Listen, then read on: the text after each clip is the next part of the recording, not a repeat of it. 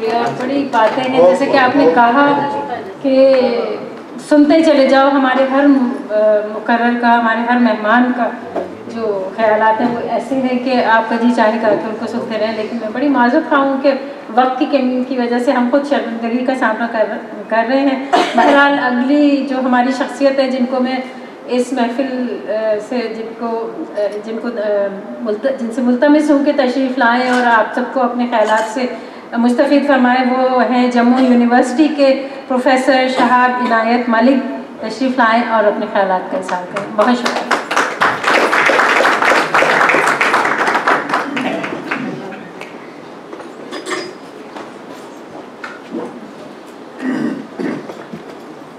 अराकीन मजलिस सदारत,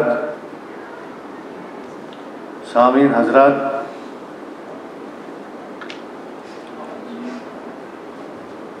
तकी आबदी के मुफस्सल और गहराई से लिखे गए कलीदी खुतबे के बाद मेरे ख्याल में अब कोई इतना ज़्यादा नहीं बचता है बोलने के लिए तसव्वुफ पर। और उसके बाद ख्वाजा साहब, खलील साहब और अब्दुल रहमान साहब की तकारीर ने सोने पे सुहागे का काम किया। खासकर मैडम फातिमा ने पूरे मौजू से मुताल्लिक एक मुफस्सल तस्वीर हमारे सामने पेश की। मेरा ताल्लुक उस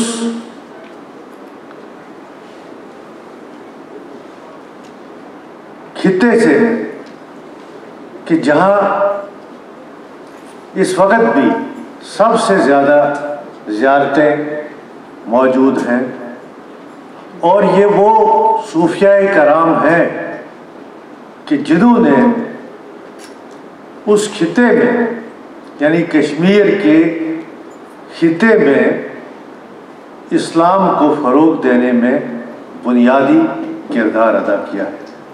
और ये सूफिया अंग्रेज़ों से जब डोगरा हुक्मरानों ने खरीदा और फिर आहिस्ता आहिस्ता मुल्क के दूसरे हिस्सों से जब वहाँ पर आलिम लोग तशरीफ़ फरमा हुए तो उन्होंने अदबी तख्लीक़ात को भी पेश करना शुरू किया। और चूँकि जम्मू से उर्दू का आगाज़ होता है और जम्मू में जो भी शायर पैदा हुए बिला लिहाज मज़हब व मिल्लत, उन्होंने सबसे ज़्यादा शायरी अगर की तो वो तसव्वुफ़ पर की। वो इसलिए कि जम्मू एक हिंदू डोमिनेटेड इलाके के होने के बावजूद जम्मू जो है उसमें सूफियाए कराम की लातादाद ज़ियारतें मौजूद हैं और जो तमाम लोगों को रुश्द व हिदायत का काम देती आई थी और आई है बिला लिहाज मज़हब व मिल्लत। और हमारा शायर भी उससे मुतासर हुआ। यही वजह है कि चाहे वो गुलाम रसूल नाज़की हो, मीर गुलाम रसूल नाज़की हो, चाहे वो रसा जावदानी हो, चाहे वो शोरिदा कश्मीरी हो, चाहे वो कामगार किश्तवाड़ी हो, इशरत कश्मीरी हो, उन्होंने तसव्वुफ़ के असरात कबूल करके अपनी शायरी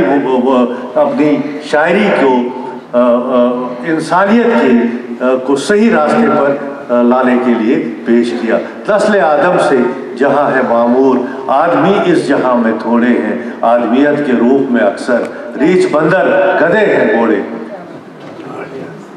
तो इसी तरह से इस वक्त का शायर जो है हमारे वहाँ कश्मीर का शायर जो है वो सूफियों ने सबसे बड़ा काम ये किया कि उन्होंने ज़बरदस्ती से किसी को इस्लाम जो है कबूल नहीं करवाया। उन्होंने ऐसी ऐसी करामात पेश की। वो करामात वाले बुजुर्ग थे जम्मू में, ऐसे बुजुर्ग अब भी मदफून हैं कि जो सतवारी जम्मू में पीर बाबा के नाम से जाने जाते हैं और जिनकी ज़ियारत जम्मू एयरपोर्ट पे है, लेकिन जब भी वहाँ से जहाज़ उस ज़ियारत से ऊपर से गुजरता था तो जहाज़ में कोई ना कोई खराबी पेश आ जाती थी और जहाज़ को लैंड करना पड़ता था। लेकिन जब उस जगह को एक कवर दे दिया गया, उसको सेपरेट किया गया और जब जहाज़ वहाँ से नहीं जाने लगा तो जहाज़ जो है वो बड़ी खुश उसलूबी से जो है वो बगैर किसी हादसे के अपने मंजिल तक पहुंचता रहा। तो ये करामात थी सूफियों की। तो उन्होंने उन करामात की वजह से दूसरे मजहब को लातदाद जब वो बोलते थे तो ऐसे बोलते थे कि जिसमें हिंदू, मुसलमान, सिख, ईसाई सबका धर्म मौजूद होता था और लोग जो थे इस्लाम जो है वो कबूल करते जाते थे। तो यही वजह है कि हमारा इलाका जो है जम्मू और कश्मीर का इलाका, और मैंने एक किताब अभी पिछले महीने पढ़ी थी असीर कश्तवाड़ी साहब की कि जो उन्होंने उस साइड वाले कश्मीर को जिक्र किया है, वहाँ के औलिया का जिक्र किया है। वो तो खलील साहब आपको ये अपने कामरान साहब बता पाएंगे कि वहाँ की जो ज़ियारतें हैं उन्होंने भी वहाँ के शायरों को किस तरह से मुतासर किया है। और मैं समझता हूँ कि उन्होंने जो इंसानियत का दर्द जो शायरी पेश की है, जिसमें इंसानियत का दर्द ज़्यादा पाया जाता है, हमारे यहाँ के शायरों ने जो इंसानियत पर नज़में लिखी हैं वो उन्हीं सूफिया का असर है कि जो कसीर तादाद में जिनकी ज़ियारतें जो है जम्मू और कश्मीर के हर इलाके में मौजूद हैं। तो मैं तकी आबदी साहब को इस काफ़िले के लिए बहुत मुबारकबाद देता हूँ। यूरोप का ये हमारा पहला तजर्बा है, लेकिन तकी आबदी साहब डॉक्टर तो ये उसके हैं, अपने फिजिशियन हैं, कैंसर स्पेशलिस्ट हैं, लेकिन मेरी वाइफ ने इनको एक खिताब दे रखा है। एक कहती है वो हर जगह कि चलती फुरती एक डिक्शनरी जो है वो तकी आबदी साहब है। आपने किसी मौजू पे बुलवाई है, आप इन्हें किसी भी चीज पे और मुंतज़िम इतने और इंसान इतने बेहतरीन कि आप यकीन नहीं करेंगे कि एक दफ़ा मुझे दिल्ली में इनके कमरा शेयर करना पड़ा और उस वक़्त जो मुझे कोई प्रॉब्लम हुई, मैंने तकी आबदी के इंसानियत का वो पहलू भी दिया है। मैं समझता हूँ कि ये जो इंसानियत का जो पहलू आपके यहाँ जज्ब होकर रह गया है, ये शायद उन सूफियाए कराम का ही नतीजा है जिनको आपने बड़ी गहराई से उनका मुताला किया। मैं इन्हीं अल्फाज के साथ, मेरा एक मकाला था कि कश्मीर के उर्दू शोरा और तसव्वुफ, लेकिन चूँकि यहाँ इंशाल्लाह कभी और मौका मिलेगा तो इंशाल्लाह बात करेंगे। आप सबका बहुत बहुत शुक्रिया, आपने मुझे सुना, बर्दाश्त किया, शुक्रिया। हम बहुत शुक्रगुजार हैं प्रोफेसर साहब के, और मैं अब गुजारिश करूँगा पंजाब यूनिवर्सिटी के शोबा उर्दू के चेयरमैन प्रोफेसर डॉक्टर कामरान साहब से कि वो डाइस पर तशरीफ आए।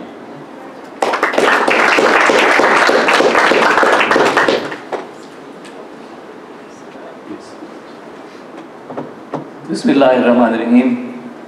आज की मेरे महफिल जनाब तकी आबदी और हमारे अदबी काफ़िला यूरोप के भी मेरे कारवां जनाब तकी आबदी मौजूद हाज़रीन, और आज का ये मौजू बड़ा फ़िक्र अंगेज़ है और ये मौजू चूँकि तसव्वुफ़ से मुताल्लिक़ है और तसव्वुफ़ जो है वो रोशनी है, तसव्वुफ़ जो है खुशबू है, तो इन खुशबू को, रोशनी को महसूस किया जा सकता है, देखा जा सकता है, लेकिन इनको समझने के लिए बातिनी हवासे खमसा से भी काम लेना ज़रूरी है। अपने बातिन को रोशन करना भी ज़रूरी है। एक सूफ़ी जब अल्लाह ताला की तलाश में निकलता है तो उसे पूरी कायनात में अल्लाह ताला के जलवे बिखरे हुए दिखाई देते हैं, लेकिन जब वो गौर करता है तो अल्लाह ताला की ज़ात उसे अपने क़ल्ब में मुनव्वर नज़र आती है, अपने क़ल्ब में रोशन नज़र आती है। तो अल्लाह ताला की ज़ात हर एक को क्यों नज़र नहीं आती? जब एक आईने पे गर्द होगी तो वो हमारा अक्स नहीं दिखा सकेगा। जब दिल में दुनिया की तलब और दुनिया की ख्वाहिशों से दिल का कमरा भरा हुआ होगा तो उसमें अल्लाह ताला की ज़ात किस तरह जलवागर होगी। गौतम बुद्ध से उनके किसी भिक्षु ने पूछा कि हज़रत ये बताइए कि सच क्या है। उन्होंने जवाब दिया कि मैं ये तो नहीं बता सकता कि सच क्या है, मगर मैं ये बता सकता हूं कि सच क्या नहीं है। तो गोया इनकार से असबाब की तरफ सफर जो है ये सच का सफर है, ला से इलाह की तरफ जो सफर है ये सच का सफर है। खलील जिब्रान मशहूर मुसन्निफ हैं, शायर हैं, लिबनान से ताल्लुक़ था, लिबनान में रहे, अरबी बहुत अच्छी जानते थे, बचपन में ही अकीदे के एतबार से ईसाई थे, मगर उनके कानों में जो है अजानों की आवाज़ जो सुनाई दी, उनके समाज में जो अजान की आवाज़ महफूज हुई, उनकी तहरीरों में जलवागर हुई। बाद में जब अमेरिका गए तो एक जगह लिखते हैं कि जब मैं एक इंसान को किसी मस्जिद में अल्लाह ताला के हुजूर सजदा रेज़ देखता हूँ, जब मैं किसी कलीसा में किसी ईसाई को अपने खुदा के सामने जो है वो हाथ फैलाए हुए देखता हूँ, जब मैं किसी भी मजहब के इंसान को एक सच्चे इखलास के साथ अकीदत से भरे हुए इंसान को जब मैं देखता हूँ, तो मुझे यकीन होता है कि उसकी हर दुआ, उसकी हर तलब, उसकी हर तड़प कहीं ना कहीं जो है वो अपना होने का सबूत दे रही है, अपना असबात कर रही है, कहीं ना कहीं वो पहुँच रही है। तो गोया ये इखलास, ये सच्चाई, ये तसव्वुफ, ये सारी चीज़ें बुनियादी तौर पर इंसान को इंसान से जोड़ने का नाम है। इशफाक अहमद लिखते हैं कि किसी ने पूछा कि जनाब ये बताइए कि बड़े आदमी की पहचान क्या है? तो उन्होंने कहा कि बड़ा आदमी वो नहीं है कि जिससे मिलके आपको अपने छोटे होने का एहसास होता है। बड़ा आदमी तो वो होता है जो अपनी बड़ाई के हिसाब में देकर आपको बड़ा कर देता है। इशफाक अहमद कहते हैं कि मैंने एक बाबा जी से पूछा कि हाल सूफियों की जो इस्तिलाहें हैं, काल और हाल, कि कौल के ज़रिए जो है तसव्वुफ़ का बयान किया जाता है, एक हाल, एक कैफियत जो एक सूफी पे वारिद होती है उसके अंदर उतरती है। तो उन्होंने कहा कि बाबा जी मुझ पे हाल की कैफियत तो नहीं उतर रही। तो असल अहमियत तो हाल की है कि हाल के ज़रिए इंसान मारिफत के मराहिल तय करता है, हाल के ज़रिए उसके अंदर उसके बातिन में तसव्वुफ़ के फूल खिलते हैं, हाल के ज़रिए उसके बातिन मुनव्वर हो जाते हैं। मेरा बातिन मुनव्वर नहीं हो रहा, मैं सिर्फ कौल के रास्ते पे हूँ। तो उन्होंने कहा कि भाई कौल ही तो बुनियादी रास्ता है जो हाल की तरफ लेके जाता है। तो उसने कहा कौल की अहमियत है, कौल की ज़रूरत है। दुनिया के जितने भी मज़ाहिब हैं उनकी ताबीर और तशरीह के लिए जो है वो कौल का फ़लसफ़ा आया है, बयान आया है, एक तरीका बताया गया है।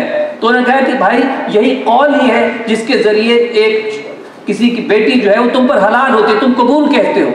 तो ये जो कबूलियत का रास्ता जो है वो कौल से कि पहले आप कौल को समझें, आप एक फ़लसफ़े को समझें, एक सोच को समझें, एक नज़रिए को समझें, एक तरीके को समझें, और फिर उसके बाद आपके रास्ते खुलते चले जाते हैं। इशफाक अहमद याद आए एक और जगह पे लिखते हैं कि पेनिसिलिन का जो मूजिद था अलेक्जेंडर फ्लेमिंग, उसने जब पेनिसिलिन दरियाफ्त की तो उसे कहा गया कि इससे बेशुमार कंपनियां बनाना चाहते हैं, तो तुम इसमें जो है अपना कमीशन दो, जो तुम्हारा हिस्सा है बताओ, ताकि दुनिया में इसको तैयार किया जाए। तो उसने बहुत सोच के कहा कि अच्छा अगर मैं 1% लूँ तो उसका कितना जो है वो मुझे पैसा मिलेगा। तो उन्होंने जो हिसाब ला के बताया वो करोड़ों अरबों रुपए में था। तो उसने कहा भाई ये जो इस किस्म की दरियाफ्तें होती हैं ये किसी साइंसी फार्मूले के तहत नहीं होती, ये दरियाफ्तें जो हैं ये किसी की मेहनत के नतीजे में नहीं होती। बरसों लोग लेबॉरेटरी में धक्के खाते रहते हैं। ये जो दरियाफ्त होती है ये दरअसल अता होती है, और जो अता होती है उसकी कोई कीमत नहीं होती।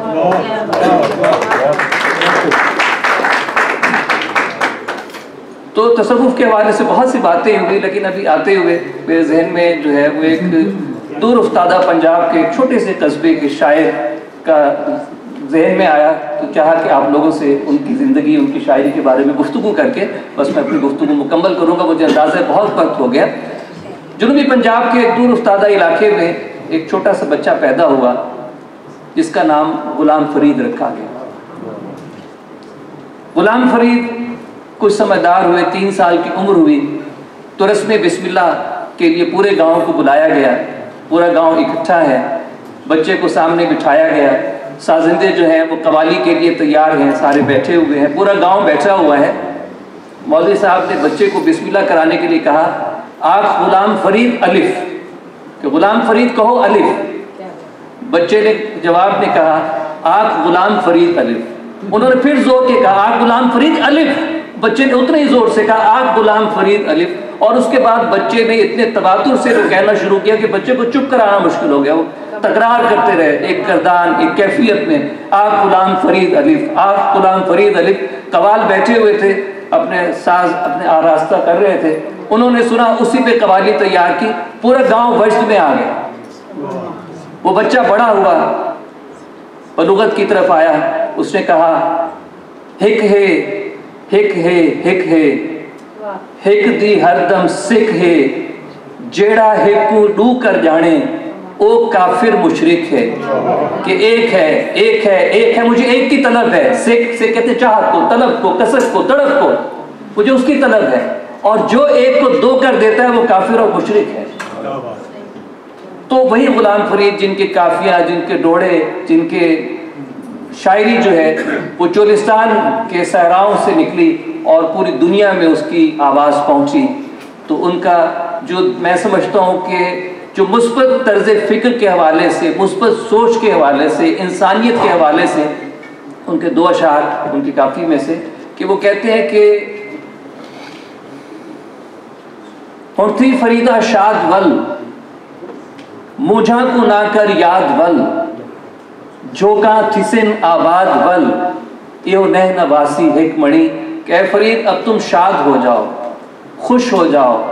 ये तुम्हारे जो झोंके हैं, जो तुम्हारी बस्तियां हैं जो आज वीरान हैं, ये कल आबाद होंगी। क्योंकि दरिया जो है वो कभी एक समत में नहीं बहते, दरिया रास्ते तब्दील करते हैं और खुशहाली आती है, ज़िंदगी में मुस्बत सोच आती है, ज़िंदगी में रिजायत आती है, ज़िंदगी में उम्मीद आती है, ज़िंदगी में खुशी आती है, ज़िंदगी में रोशनी आती है, तभी इंसानियत का सफ़र आगे बढ़ता है। इब्न इंशा याद आए, इब्न इंशा ने दायरे का जिक्र करते हुए लिखा है कि एक दायरा इस्लाम का है जिसमें एक दौर में लोगों को दाखिल किया जाता था, अब लोगों को खारिज किया जाता है। खुदा के लिए इस दायरे में लोगों को दाखिल कीजिए, और दायरे में दाखिल करने का पहला और आखिरी नुस्खा मोहब्बत, मोहब्बत और सिर्फ मोहब्बत है। आप सबका बहुत बहुत शुक्रिया।